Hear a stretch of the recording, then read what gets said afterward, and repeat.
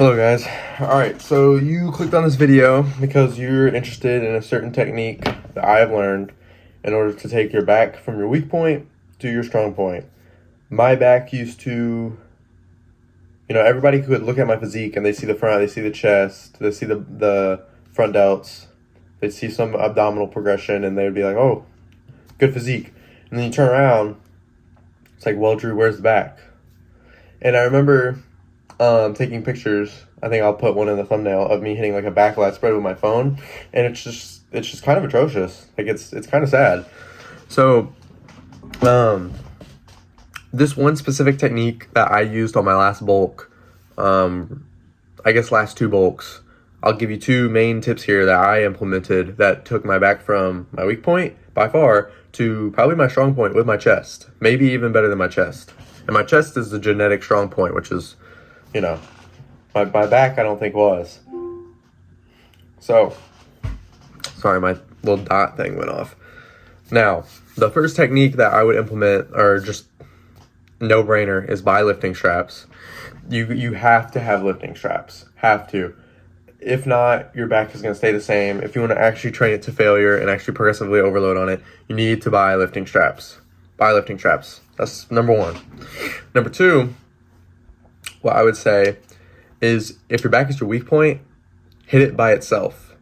So instead of doing what most of us all did in 2017 to 2020, chest, try, and shoulders with back and biceps and then legs, instead have back by itself, all by itself. And just by doing that alone, that should probably do the trick.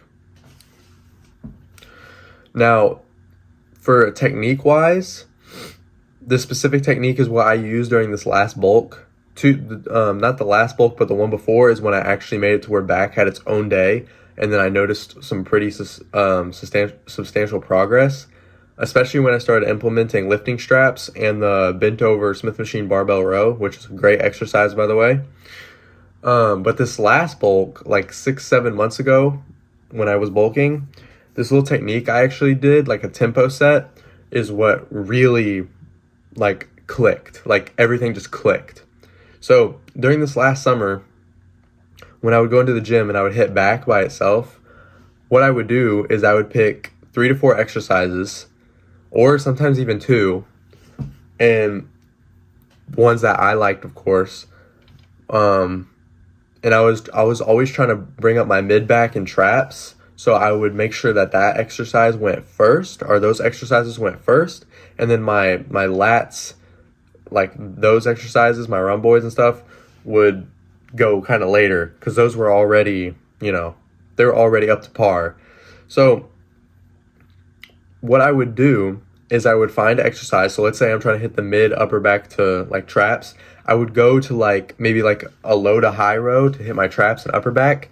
And what I would do is that first set, I would go to failure, obviously, but I would put a lot of weight and a lot of tension on those targeted muscles and just totally fry them and exhaust them. And that's obviously the first set of the workout, so you should be doing that anyways. But then what I would do is the second set of that exercise, I would lower the weight a crap ton, like maybe even half.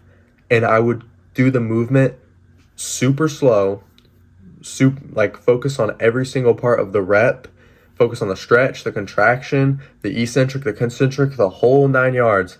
And I would just do it super slow and just focus on the mind-muscle connection. And then after I did those 2 sets on that one exercise, I would go to a new exercise and do it all over again. So let's say we go to that low to high row. First set, I'm doing both hands on that row, that chest supported low high row where you put plates on. That first set, let's say I did 3.5 plates. I got 7 reps. I'm totally fried. I'm totally cooked.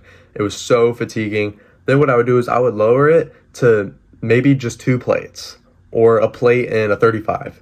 And then I would wrap up with my lifting straps and I would pretty much do it and do the whole set, but in slow motion. Focus on every part of the movement and just totally fry. The first set, you would fail and you would stop the set because you literally just couldn't do another rep. You hit muscular failure. The second set, you stop because like it burns so bad. So if you implement those two different types of sets, I think it can really make a difference. So then after you do those 2 sets, let's say you go to a different exercise like just a T-bar row. Let's say we go to a T-bar row now. That first set, let's say you did 3.5 plates, you stopped at like 7 or 8 reps, and you were trying, but you just couldn't get it up. It was too heavy.